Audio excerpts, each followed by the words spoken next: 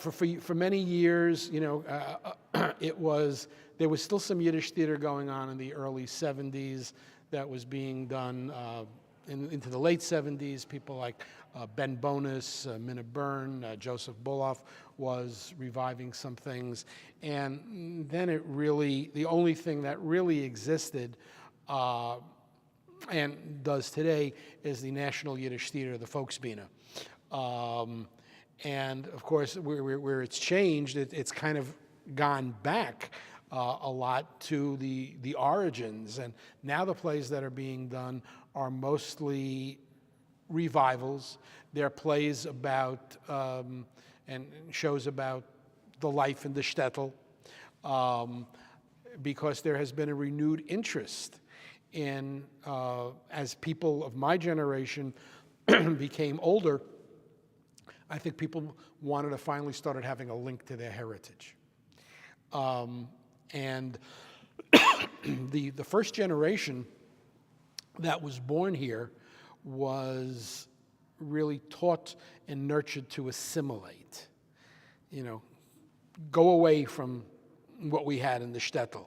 We're going to have something better.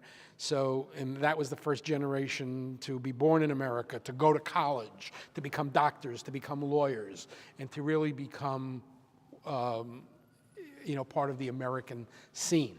So, Yiddish theater, unless they had a grandparent that would take them, was not something that they were really exposed to. When many survivors of the Holocaust wound up coming to America, for many years it was difficult for them to go and hear Yiddish, to go and watch Yiddish plays. It was too painful for them.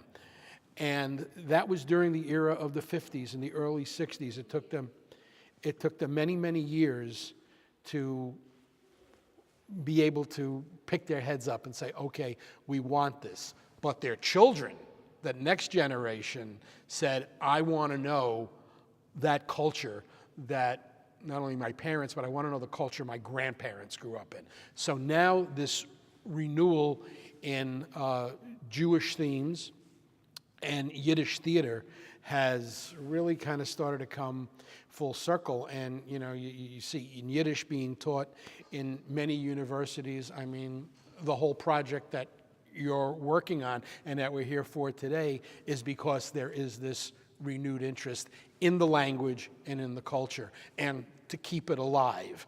I serve on the executive board of two organizations, the Yiddish Theatrical Alliance and the Yiddish Artists and Friends Actors Club, and both are there for to nurture that culture as it applies to theater. And about the Yiddish Artists and Friends Club, about 3-4 times a year, we get together and have events, and we'll get over 100 people coming to each one, and they get entertained, and they're coming to soak in that culture that they and a lot of young people that want to find that.